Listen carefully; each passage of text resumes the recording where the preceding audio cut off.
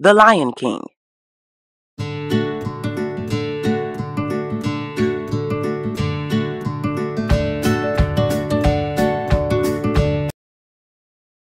As the African sun peeked over the horizon, the animals of the savannah gathered at Pride Rock to honor King Mufasa and Queen Sarabi's newborn lion cub, Simba. The proud parents had just welcomed the tiny cub to the great circle of life.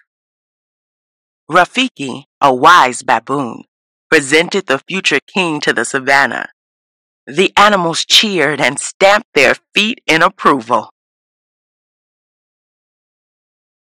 Scar, Mufasa's brother, didn't attend the ceremony.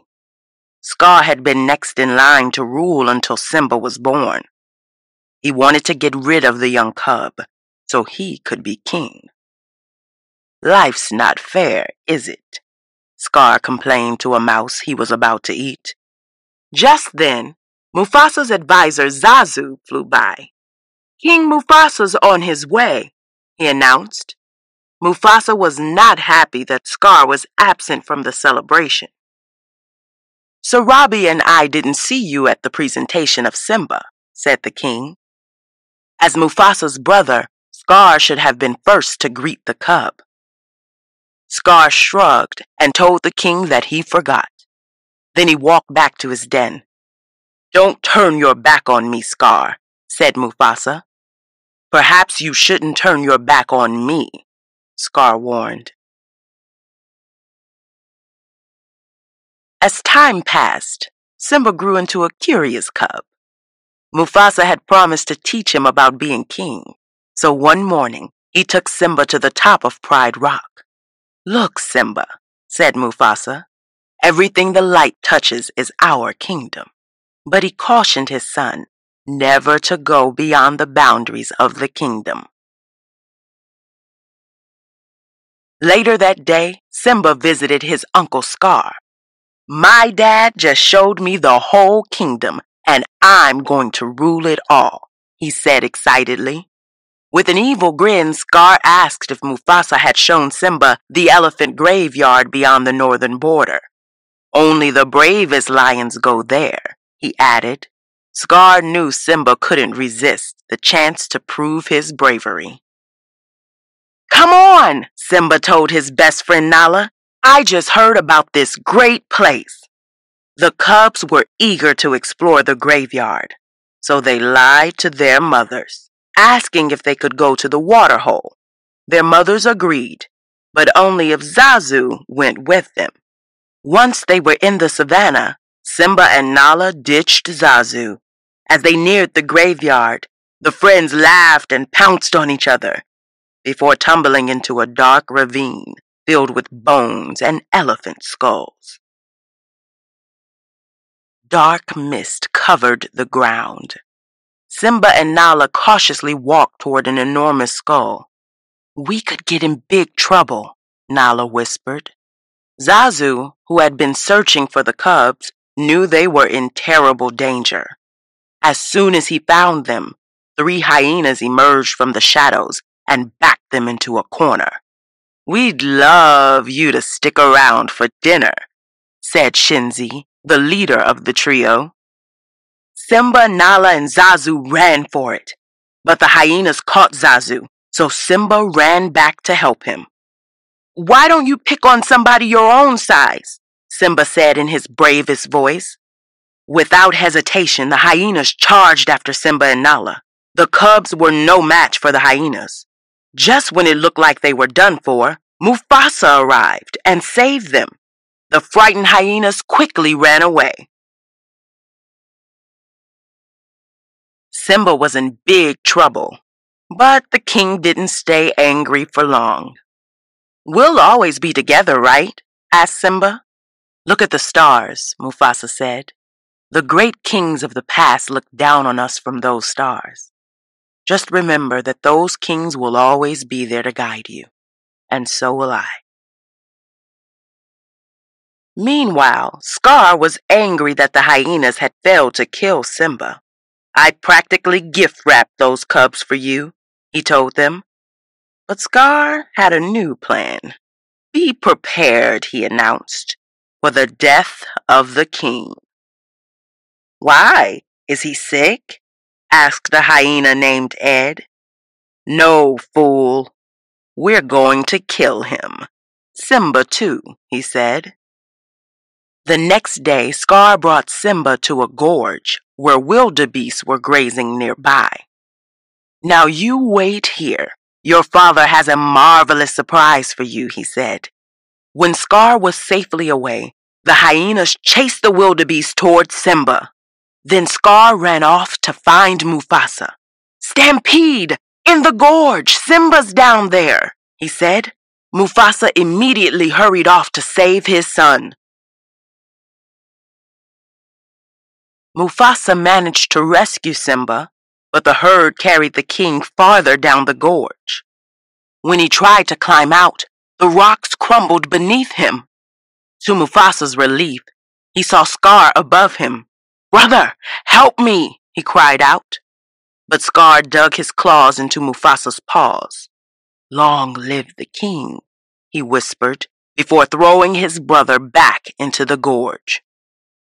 Once the stampede cleared, Simba found his father lying lifeless at the base of a cliff. He tearfully nudged Mufasa's paw, but the great king did not stir. Then Scar appeared. Simba, what have you done? It was an accident, said Simba. I didn't mean for it to happen. What am I gonna do?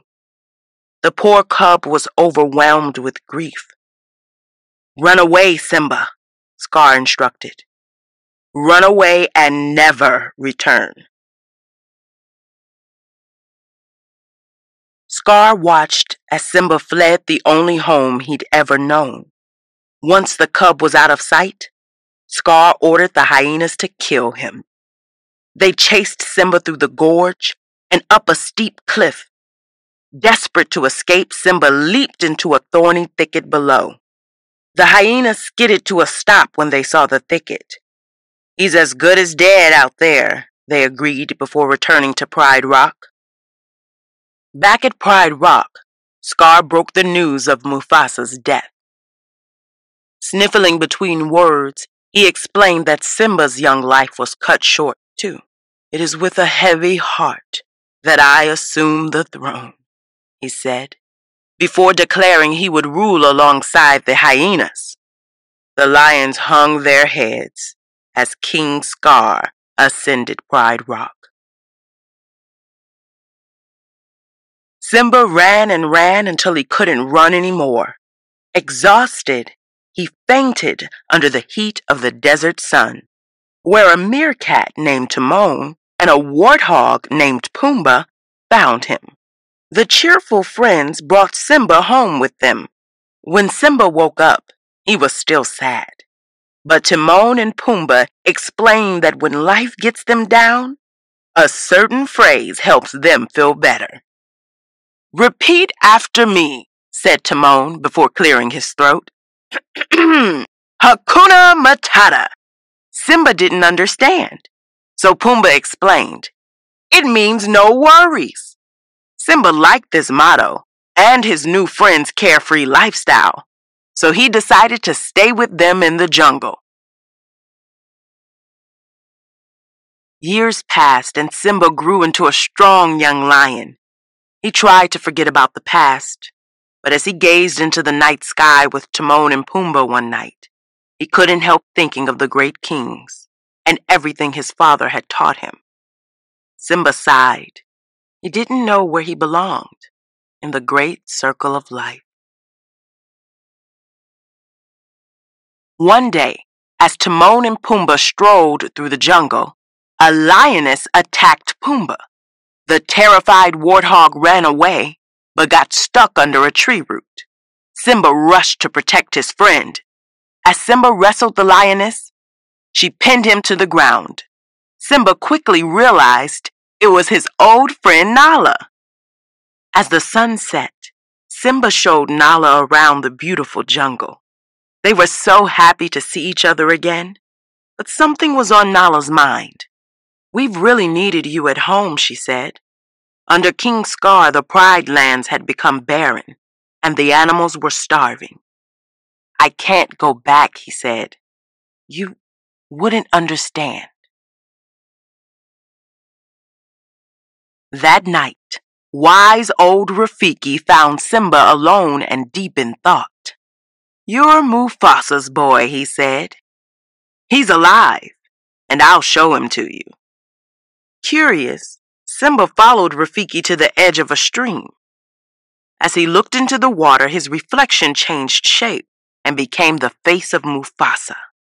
"You see, he lives in you," said the baboon.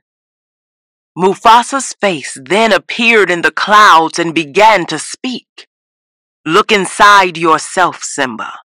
You are my son and the one true king." The clouds faded away and Simba knew what he had to do. "I'm going back," he told Rafiki, and immediately set off for Pride Rock. When Simba reached the kingdom, he couldn't believe his eyes. The once bountiful land was now dry and barren. Just then, Nala, Timon, and Pumbaa ran up behind him. Rafiki had told them that Simba had returned home, and they all wanted to help their friend reclaim the throne. "At your service, my liege," said Pumbaa. While Simba searched for Scar, Timon and Pumbaa distracted the hyenas. Simba soon found the false king arguing with his mother, and when Simba saw Scar strike her, he let out an angry roar and lunged at his uncle. "Simba, I'm a little surprised to see you." "Alive," said Scar, eyeing the hyenas. "The choice is yours, Scar," said Simba. "Either step down or fight." Scar wouldn't give up the throne that easily, so he backed Simba over the edge of Pride Rock. With his nephew dangling below, Scar whispered into Simba's ear, "I killed Mufasa." Anger rushed through Simba's body. With a mighty roar, he climbed over the edge and pinned Scar to the ground. "Tell them the truth," he cried out.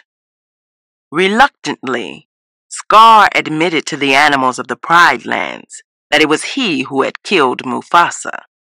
Victorious, Simba ordered Scar to leave the kingdom. But when Simba turned his back, Scar attacked him again. With a swipe of his powerful paw, Simba knocked his uncle over the edge, where a pack of hungry hyenas was waiting. Scar was never seen in the savannah again. Finally, Simba took his rightful place as king.